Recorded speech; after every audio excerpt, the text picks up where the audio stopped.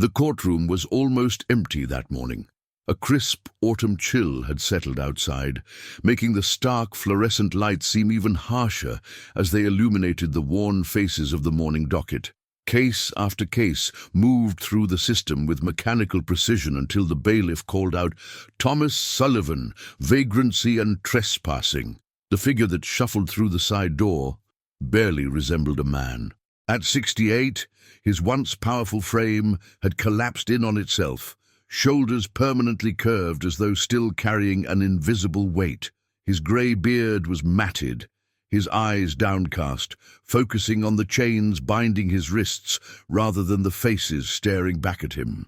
The public defender beside him looked bored, thumbing through a case file he'd clearly only opened moments before. For everyone in that room, this was just another homeless veteran clogging the system, until Judge Eleanor Blackwood looked up from her papers. Her expression changed so suddenly that the prosecutor paused mid-sentence. The name Thomas Robert Sullivan had struck her like a physical blow, activating a memory she'd buried beneath years of professional detachment. Sullivan, that name appeared in nearly every letter her sister had sent from the military hospital 8 years ago. If not for Commander Sullivan, they would be shipping me home in a box instead of a wheelchair. Eleanor's sister, Lieutenant Rebecca Blackwood, had spoken of a commanding officer who'd pulled 3 soldiers, including herself, from a burning transport after an IED explosion, a man who'd sustained third-degree burns across his back rather than leave anyone behind, a decorated Navy commander whose leadership had saved dozens of lives during 3 tours. Now that same man stood before her court, charged with sleeping in the stairwell of a parking garage during a snowstorm. Judge Blackwood straightened her spine, trying to maintain the professional demeanor expected of her position, while her mind raced. She studied Sullivan more carefully now, looking beyond the ragged clothes and unwashed hair. Despite everything, there was still a certain rigidity to how he stood, parade rest, even in handcuffs. Her fingers tightened around her pen as she made a decision that would change both their lives. "We'll take a 15-minute recess," she announced abruptly, rising from the bench before anyone could object. In her chambers, Eleanor paced the floor while making a phone call she'd promised herself she would never make again. The voice that answered was curt, professional. "Westbrook Legal Associates. I need to speak with James Westbrook immediately. Tell him it's Eleanor Blackwood." The silence on the other end lasted just long enough to confirm that her name still carried weight. 3 minutes later, James Westbrook was on the line. "Eleanor, it's been almost 4 years. I assume this isn't a social call." She swallowed her pride, focusing instead on the image of Sullivan's defeated posture. "I need a favor, James. Pro bono work for a homeless veteran, but not just any veteran." When she returned to the courtroom, she nodded subtly to the bailiff, who handed the public defender a note. The young man's eyebrows shot up as he read it. Then he stepped aside without protest as a tall, distinguished man in an impeccable suit strode through the courtroom doors. "James Westbrook for the defense, Your Honor," he announced with practiced confidence. "I'll be representing Mr. Sullivan from this point forward." The prosecutor shuffled his papers nervously. "Your Honor, this last-minute substitution," Judge Blackwood cut him off, "is perfectly acceptable. The court welcomes Mr. Westbrook's interest in this case." She then addressed Sullivan directly, softening her tone. "Mr. Sullivan, do you accept Mr. Westbrook as your counsel?"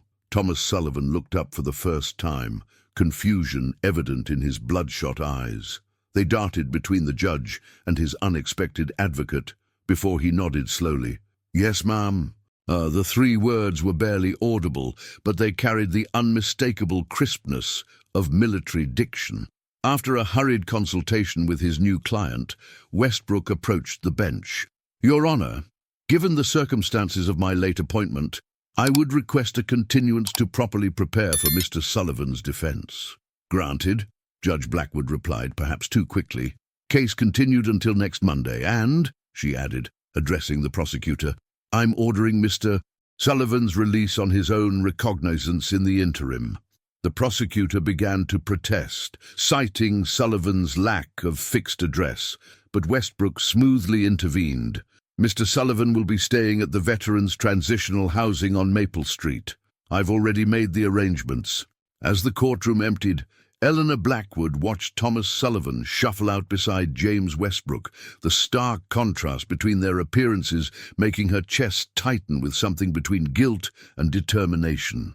She knew she was treading on dangerous ethical ground by intervening in this case, but sometimes justice required more than blind adherence to protocol. Sometimes it required remembering what the system had forgotten. That evening, James Westbrook sat across from Thomas Sullivan in a small room at the Veterans Facility. The former commander had showered and shaved, revealing a face mapped with deep lines and old scars. He sat with military precision, despite the tremor in his hands. "Why are you helping me?" Sullivan finally asked, breaking a silence that had stretched for nearly 20 minutes. "You don't know me." Westbrook placed a folder on the table between them. "Actually, Commander Sullivan, I believe I do." He opened the folder to reveal a newspaper clipping from 8 years earlier. The headline read, "Naval Commander Leads Daring Rescue After Convoy Attack." The accompanying photo showed a younger, stronger version of the man before him, standing proudly in dress uniform at a military ceremony. Sullivan stared at the image as though looking at a stranger. "That man is gone," he whispered, turning away. "No," Westbrook countered, his voice gentle but firm.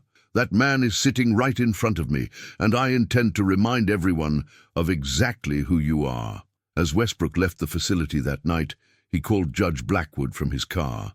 "You were right, Eleanor. It's him. What happened?" The judge's sigh carried through the phone. "I don't know yet, but we're going to find out." Over the next several days, James Westbrook immersed himself in Thomas Sullivan's past with the relentless precision that had made him one of the city's most formidable attorneys. What began as preparation for a simple trespassing case transformed into an investigation that spanned 3 states and required calling in favors from contacts throughout the military and government. The deeper he dug, the more disturbing the pattern became. Entire sections of Sullivan's service record were missing or heavily redacted. Medical records that should have documented extensive treatment for combat injuries contained only vague references to field trauma. Most troubling of all was Sullivan's discharge. Honorable on paper, but processed with unusual speed and minimal documentation. "They erased him," Westbrook muttered to himself one night, surrounded by stacks of incomplete files and contradictory reports. The question is why? The answer began to emerge when he finally tracked down Lieutenant Commander Marcus Wilson, now retired and living in Arizona. Wilson had served with Sullivan during that fateful third tour, the one that ended with the convoy attack that put Rebecca Blackwood in a wheelchair. "Tom Sullivan, Jesus!" Wilson's voice crackled over the phone, heavy with emotion. "I've been trying to find him for years. After the inquiry, he just disappeared." "Inquiry?" Westbrook pressed, scribbling notes. "What inquiry?" Wilson fell silent for so long that Westbrook thought the connection had dropped. "It's complicated," he finally said, "and most of it is still classified. But I can tell you this. Sullivan saved more than just the people in that convoy. He saved the entire operation from a catastrophic intelligence failure. But someone high up needed a scapegoat when questions started being asked about why we were on that road in the first place. Meanwhile, Judge Blackwood had arranged a private meeting with her sister, who now taught physics at a military academy across the state. Rebecca arrived at Eleanor's home on Sunday evening, maneuvering her wheelchair with practiced ease through the doorway. "This is unexpected," she said, accepting the glass of wine Eleanor offered. "We usually save our reunions for holidays and birthdays." Eleanor took a deep breath. "I need to ask you about Thomas Sullivan." Rebecca's hand froze halfway to her lips, wine sloshing dangerously close to the rim of her glass. "Commander Sullivan? What about him?" "He's homeless, Becca, living on the streets. He was in my courtroom last week, charged with trespassing for seeking shelter during a freeze." The glass descended slowly to the table. "That's not possible," Rebecca whispered. He was a legend. The Navy was his life." Eleanor leaned forward. "Tell me everything you remember." everything you know about what happened after the attack." Rebecca's account aligned with what Westbrook was discovering. Sullivan had indeed been the subject of a closed-door inquiry following the incident. While publicly decorated for heroism, behind the scenes, he had been pressured to take early retirement. He refused to stay quiet about the intelligence failure, Rebecca explained, said there were people still in the field whose lives depended on fixing the problem. When threats didn't work, they started suggesting he was suffering from PTSD, that his recollection couldn't be trusted. Within 6 months he was out, and nobody would talk about why. By Monday morning, when Sullivan's case reconvened, the courtroom had mysteriously filled to capacity. Naval officers in dress uniform occupied the back row. A reporter from the local paper sat with notebook ready. Judge Blackwood entered, her expression carefully neutral despite the churning in her stomach. The formalities proceeded until Westbrook rose for his opening statement. Instead of addressing the trespassing charge, he placed a large cardboard box on the defense table. "Your Honor, before we proceed with the current charge, I would like to present evidence of extraordinary circumstances that directly relate to Mr. Sullivan's current situation." The prosecutor frowned, but remained silent as Westbrook removed a stack of documents from the box. "Commander Thomas Sullivan served this country with distinction for 22 years, he began, his voice filling the courtroom. During his final tour, he not only saved the lives of 7 personnel, including Lieutenant Rebecca Blackwood, sister of the presiding judge, but he also identified a critical intelligence breach that, if left unaddressed, would have resulted in numerous additional casualties. A murmur rippled through the courtroom. Eleanor Blackwood felt her professional detachment wavering, but kept her expression steady. This was what she had hoped for when she called Westbrook, but the reality of it playing out in her courtroom left her feeling exposed. Westbrook continued, methodically laying out the case. Sullivan's heroism, the subsequent cover-up, the systematic dismantling of his career, and finally the administrative errors that had prevented him from receiving his full pension and medical benefits. By the time he called his first witness, Lieutenant Commander Wilson, who had flown in overnight, the prosecutor was slumped in his seat, clearly recognizing that the simple trespassing case had evolved into something far more significant. Wilson's testimony was followed by 3 other former service members, each describing Sullivan's leadership and the suspicious circumstances of his discharge. Throughout it all, Thomas Sullivan sat motionless, his eyes fixed on a spot in the middle distance, as though watching a movie of someone else's life. Finally, Westbrook called his last witness, Rebecca Blackwood. As she wheeled herself to the witness stand, her eyes briefly met her sister's. Eleanor gave an almost imperceptible nod. The testimony was brief but devastating. Rebecca described the attack in clinical detail, the explosion, the flames, the certainty of death, until Sullivan appeared through the smoke, repeatedly returning to the burning vehicle despite his own injuries. "I asked him once, months later, during my rehabilitation, why he kept going back when the flames were so high," Rebecca concluded, her voice steady. "He said, 'Because you were still in there, Lieutenant, and we don't leave our people behind.' That's who Thomas Sullivan is, Your Honor. Someone who never leaves anyone behind, and yet our system left him behind." When Rebecca finished, the courtroom remained silent. Judge Blackwood allowed the moment to stretch before speaking. "In light of this testimony, I am dismissing all charges against Commander Sullivan." She turned to address him directly. "Additionally, I am ordering an immediate investigation into the administrative failures that led to your current circumstances, with specific attention to pension and benefits eligibility." She paused, then added more softly, "This country owes you a debt, Commander, and it's long overdue." As the gavel fell, the naval officers in the back row stood as one and saluted. Slowly, every veteran in the room followed suit, creating a wave of silent respect that finally broke through Sullivan's detachment. For the first time since entering the courtroom, Thomas Sullivan raised his eyes to meet Judge Blackwood's, and something like recognition flickered across his weathered face.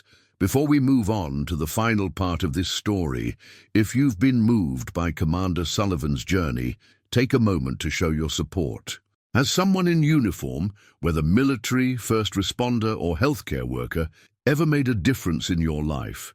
Share just their first name in the comments as a tribute to their service.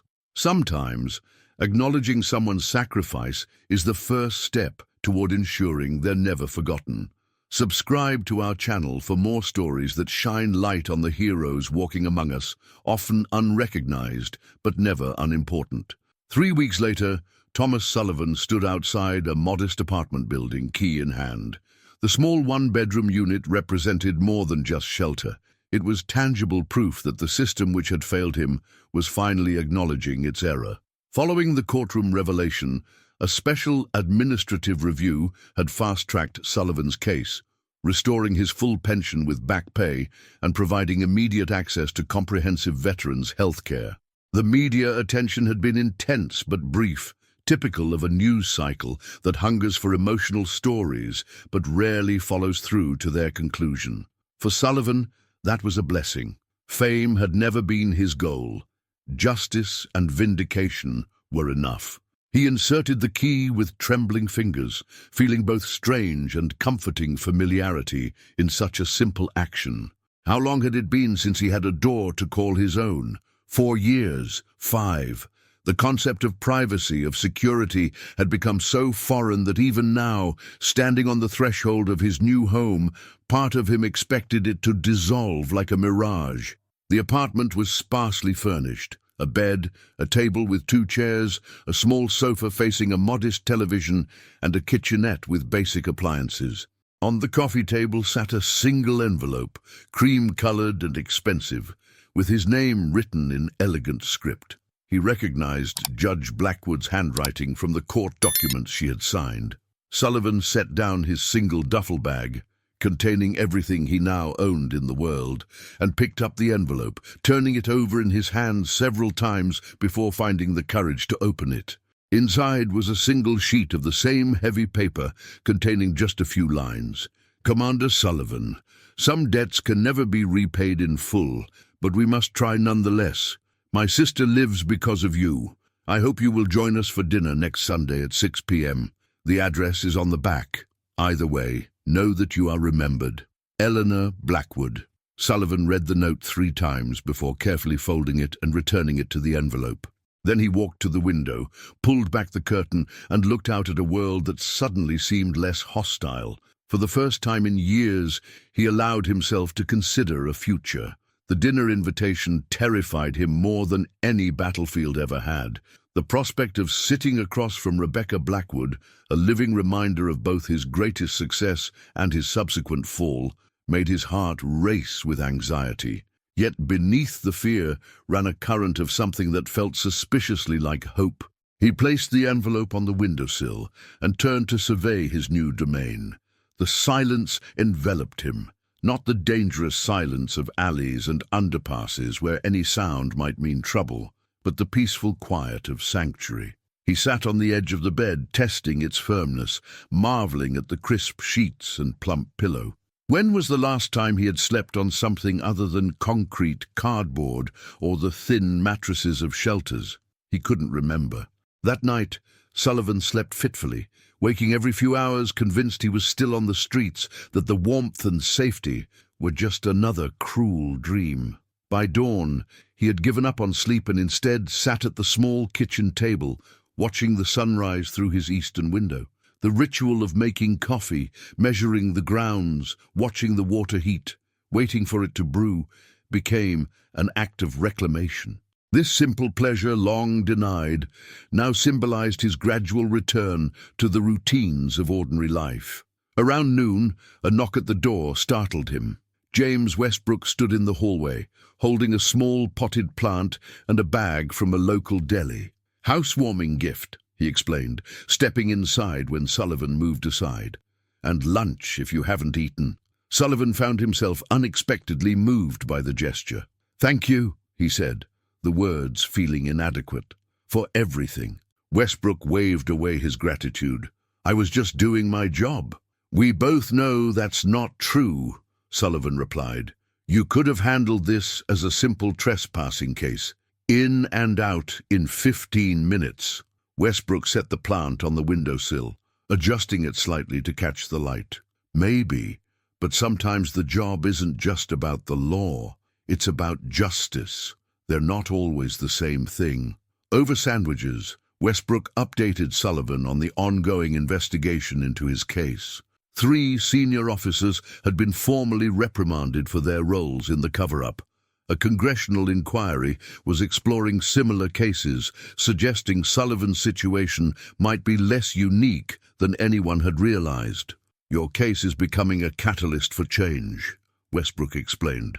"The Veterans Affairs Office is implementing new protocols to prevent similar administrative oversights. You've made a difference again, Commander." Sullivan shook his head, uncomfortable with the praise. "I didn't want to be a symbol or a cause. I just wanted—" He trailed off, unsure how to finish. "To be remembered," Westbrook suggested gently. "To matter?" Sullivan looked down at his hands, the same hands that had once pulled comrades from burning wreckage, that had later sorted through garbage for food, that had been ignored when extended for help. "Maybe," he conceded. "Maybe just that." When Westbrook left, Sullivan sat alone again, contemplating the strange turns his life had taken. From decorated commander to invisible vagrant to reluctant symbol, none of these identities felt entirely like his own. Who was he now in this in-between space? What remained after everything had been stripped away and then partially restored? The questions circled his mind until evening, when he made a decision. Sunday arrived with unexpected clarity. Sullivan had spent the intervening days establishing small rituals: morning coffee by the window, afternoon walks in the nearby park, evening news on the television that still seemed like an unimaginable luxury. He'd bought new clothes, simple but dignified, and had visited the barber for the first time in years. The face that looked back from the mirror was still weathered and lined, but now it carried a shadow of the man he had once been. At precisely 5:30 p.m., he left his apartment and walked the 8 blocks to the address Judge Blackwood had provided. Each step felt significant, a conscious choice to move forward rather than remain trapped in the limbo between his past glory and recent degradation. The Blackwood home was modest but elegant, a Victorian townhouse with warm light spilling from the windows. Sullivan stood outside for several minutes, gathering his courage before climbing the steps and pressing the doorbell. Eleanor Blackwood answered immediately, as though she had been waiting nearby. "Commander Sullivan," she greeted him warmly. "Please come in." She led him through to a dining room where Rebecca Blackwood was already seated at the table, her wheelchair positioned at one end. Sullivan stopped in the doorway, momentarily frozen by the sight of her. Rebecca looked up, their eyes meeting across the room. Neither spoke for a long moment. Then she smiled, a small, uncertain gesture that nonetheless conveyed everything words could not. "Commander," she said simply, "it's been a long time." "Too long," Sullivan replied, finding his voice at last. "And please call me Thomas." The dinner began awkwardly, with careful conversation about neutral topics: the weather, the neighborhood, the food. But as the evening progressed, the tension gradually dissolved. By dessert, Rebecca was recounting stories from her teaching career, and Sullivan found himself laughing for what felt like the first time in years. When coffee was served in the living room afterward, Eleanor finally addressed the elephant in the room. "I need to apologize, Thomas. I knew who you were the moment you entered my courtroom, but I maintained the pretense of judicial objectivity." Sullivan shook his head. "You did exactly what you should have done. You found a way to help without compromising your position."